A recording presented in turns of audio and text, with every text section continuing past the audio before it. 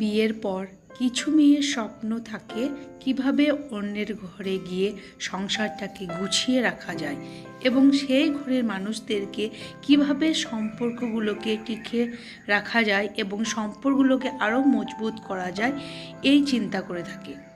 আবার কিছু কিছু মেয়েদের স্বপ্ন থাকে এরকম, কিভাবে অন্যের সংসারটা গিয়ে সম্পর্কগুলোকে নষ্ট করব, অন্যদের সঙ্গে খারাপ ব্যবহার করব, সম্পর্কটাকে ভেঙে দেওয়ার চেষ্টা করে। Hello everyone, welcome back to my another new blog. This is Fauji lifestyle. সবাই কী অবস্থায় আছেন, কেমন আছেন? আই হোপ সবাই ভালো আছেন, সুস্থ আছেন। আমিও খুব ভালো আছি, সুস্থ আছি, সেফটি আছি। গুড মর্নিং সবাইকে। তা এখন আমি হাজব্যান্ডকে ব্রেকফাস্টটা ভরে দিলাম, কেননা হাজব্যান্ড টিফিনটা নিয়ে যাচ্ছে। এখানে খাবারের মতো আর টাইম নেই, সেই জন্য আমি প্যাক করে দিলাম। ইউনিটে যখন টাইম পাবে তখন খেয়ে নেবে। আর যে কালকে মুসলিটা নিয়ে এসেছি সেটা আমার ভরা হয়নি, আজকে হাজব্যান্ডকে দিলাম, সেই জন্য ভাবলাম ভরে দিই। আর একটু কর্নফ্লেক্স ছিল, সেটাকেও আমি মুসলির মধ্যে মিক্স করে দিলাম। আমি বললাম অন্য ডিব্বাতে রেখে দিই, হাজব্যান্ড বললো না মিক্স করে দাও, আমি তো খাবো। তারপরে আমি গ্লুকন্ডিটা নিয়ে এসেছি, গ্লুকন্ডিটাকেও মিক্স করে গ্লুকন্ডিটাকে একটা ডিব্বাতে ভরে দিই, কেননা সুবিধা হবে। প্যাকেটে রাখলে বারে খুলতে আবার গলে যাবে, সেই জন্য আগে ডিব্বাতে রাখা হলে আসলে এক চামচ ফট করে বের করে গুলে দিলে খাওয়া হয়ে যাবে। তা আজকে এখন নিম্বু ফ্লেভারটা পেয়েছি, আগে খাবে অরেঞ্জ ফ্লেভারটা ছিল, এখানে অরেঞ্জ ফ্লেভারটা ছিল না, সেই জন্য এটাই নেওয়া হলো। তা আমারও চা খাওয়া হয়ে গেছে, মেয়েও সকাল সকাল উঠে ম্যাগি খেয়ে নিয়েছে। তারপর মেয়েকে হোমওয়ার্ক করতে বসিয়ে দিয়েছি, তোমরা দেখতেই পেলে।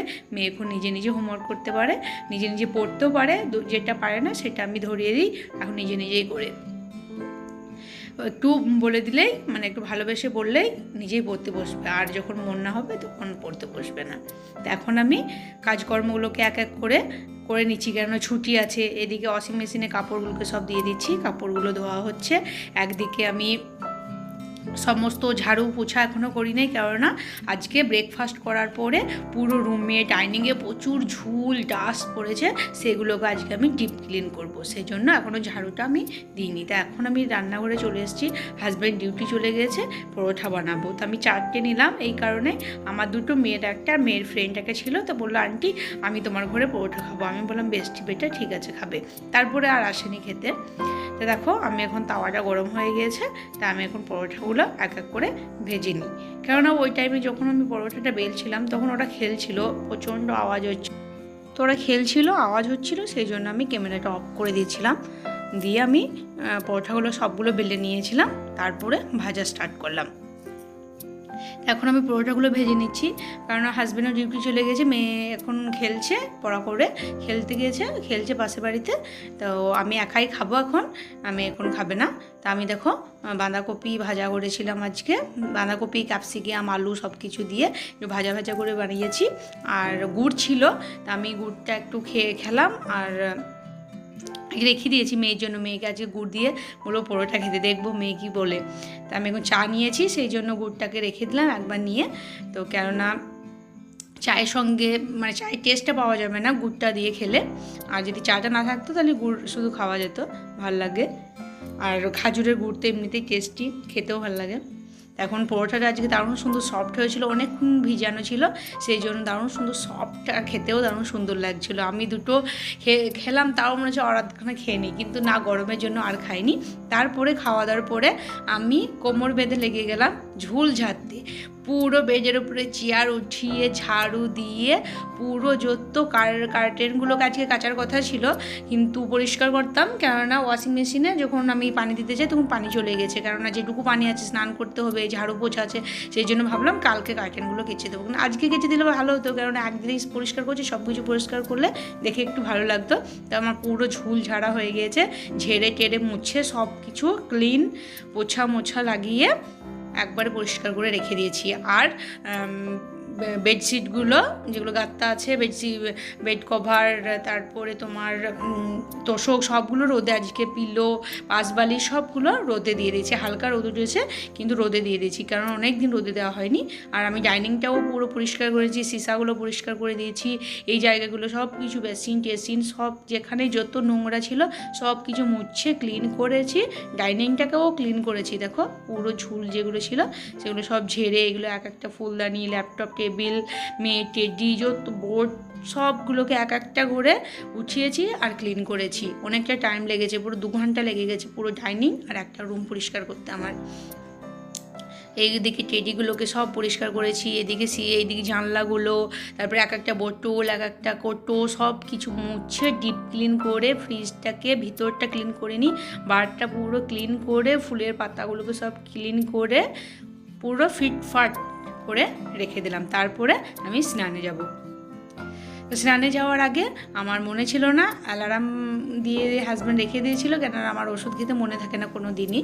আর হাজব্যান্ড অ্যালার্ম রেখে দিয়েছে, অ্যালার্মটা বেজে উঠলো, তা দেখলাম ওষুধটা খেতে হবে, সেই জন্য ওষুধটা আমি খেতে চলে এলাম। তা অত মোটা মোটা ওষুধ, বুঝতেই তো পারছো ফলিক অ্যাসিড কতটা মোটা হয়।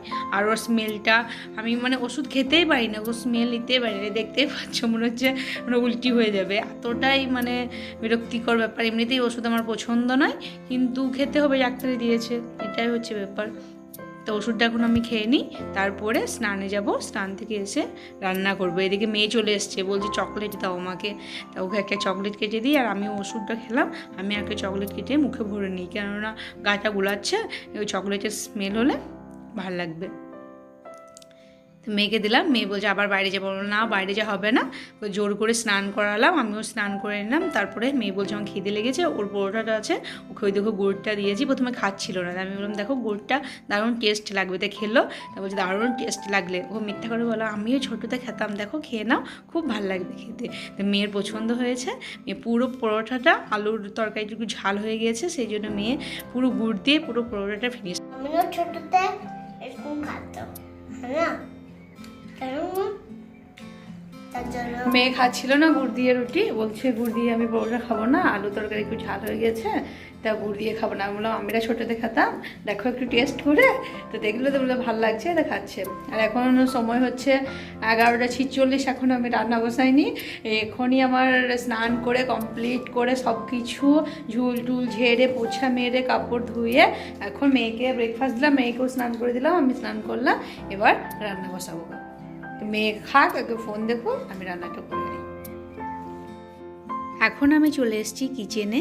তা আজকে হাজব্যান্ড বলে গিয়েছে যে আম ডাল বানাবে। কালকে যে ক্যান্টিন গিয়েছিলাম ওই গাছ থেকে একটা ভাইয়া মেয়েকে অনেকগুলো আম দিয়েছিল, হাজব্যান্ড দেখেই বললো ওই আমটা কালকে আম ডাল বানাবে, ঠিক আছে। আমি বললাম বেশ ঠিক আছে।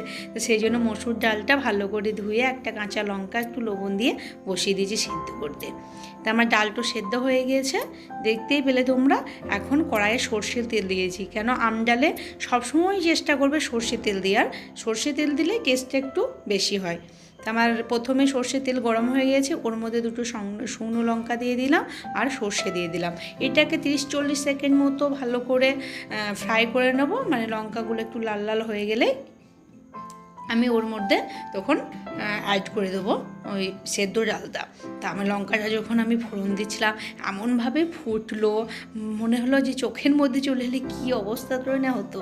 তা আমার দেখো এখন ব্রাউন কালার হয়ে গিয়েছে, এর মধ্যে আমি আমগুলোকে দিতে ভুলে গেছি, আমগুলোকে একটু হালকা ফ্রাই করে নেব, হালকা ব্রাউন কালারটা হবে আমটার, তখন আমি মসুর ডাল সেদ্ধটা ওর মধ্যে অ্যাড করে দেবো।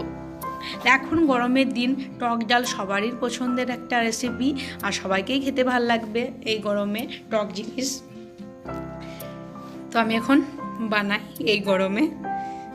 তো দেখো আমার আমটা ব্রাউন কালার হয়ে গেছে, ওর মধ্যে আমি এখন মসুর ডাল সেদ্ধটা দিয়ে দিচ্ছি। এরপরে হালকা 2 মিনিট মতো নাড়াবো, তারপর একটু গরম পানি অ্যাড করব, কেননা একটা কথা বলে রাখছি তোমাদেরকে, গরম পানি অ্যাড করবে সব জিনিসে, যে কোনো রান্নাতে, তাহলে দেখবে জিনিসটা টেস্ট দ্বিগুণ হবেই, শিওর। একবার ট্রাই করে দেখতে পারো তোমরা, শিওর মানে টেস্টটা ভালো আসবেই। দিয়ে সেদ্ধ হয়ে গেছে, আমি ওর মধ্যে একটু পানি অ্যাড করে দিয়েছি। তারপরে আমি একটু চিনি দিয়েছি আর স্বাদ মতো লবণ। চিনি অবশ্যই দিবে, কেননা চিনি দিলে সত্যিকারের টেস্ট বাড়ে। যেমন গরম পানি আর চিনি রান্নাতে দিলে টেস্ট বাড়ে। এদিকে আমি সয়াবিন মিক্স ভেজটা পুরো ভেজে রেখে দিয়েছি, আর এদিকে মশলা হচ্ছে। তা আমার দেখো সয়াবিনের তরকারিটা পুরো মিক্স ভেজ রেডি হয়ে গেছে। এদিকে রান্না আমার কমপ্লিট হয়ে গেল। তো এখন আমার বেডটা গোছানোর পালা। রোদে থেকে সব এক এক করে তুলে নিয়ে এলাম, তোষকটা নিয়ে এলাম। তারপরে এদিকে দেখো, তোমাদেরকে দেখানো হয়নি, কুলারটাও লাগানো হয়ে গেছে। 4-5 দিন হয়ে গেল, হাজব্যান্ড এসে সেদিনই লাগিয়ে দিয়েছে। তো কুলারটা না থাকলে এই গরমে বাঁচা অসম্ভব। তা আমি পুরো বেডরুমটাকে সেট করে নিলাম, কারণ মেয়ে এদিকে ওদিকে ছড়িয়ে ছিটিয়ে রেখেছিল, সেগুলোকে আবার গোছালাম। আর পুরো বেডটাকে তোষকগুলোকে নিয়ে এলাম, বালিশগুলোকে, কোলবালিশ সব কিছু কভার করালাম। তারপরে ভালো করে বিছানাটা করে এখন আমি একটু বসিয়ে থাকবো, কেননা হাজব্যান্ড আসবে। তার রান্না হয়ে গেল, এখন বসে আছি। মেয়ে খেলছে পাশের বাড়িতে, আর আমি একাই বসে আছি। হাজব্যান্ড এখন আসেনি, ওদের জন্য ওয়েট করছি। এখন 1:41 বাজছে। তো আজকে পরোটা খেয়েছি আর ঘুরে আছি, টুকিটাকে কিছু খাওয়া হচ্ছে, সেই জন্য এখনও খেতে লাগেনি। তো হাজব্যান্ড মেয়ে আসবে, তার সঙ্গে লাঞ্চ করবো। এখন একটু মোবাইল দেখি, তাহলে তোমাদের সঙ্গে দেখা হচ্ছে লাঞ্চ। তো আজকের মেনুতে আছে ভাত, আর এটা হচ্ছে সকালকার পাতাকপি ভাজা। এখানে কালকেকার আছে পিস মাছ, আর এটা হচ্ছে টক ডাল, এখানে মিক্স ভেজ। আজকের ভিডিওটা এখানে এন্ড করছি বন্ধুরা। যদি তোমাদের ভালো লেগে থাকে, ছেড়ে যাওয়ার আগে like, comment, share and subscribe করো, এবং পুরো ভিডিওটা স্কিপ না করে দেখো। তো সবাই খুব ভালো থেকো, সুস্থ থেকো। দেখা হচ্ছে কাল একটা নতুন ভিডিওর সঙ্গে। ততক্ষণ সবাই ভালো থেকো, সুস্থ থেকো, সেফটি থেকো। বাই।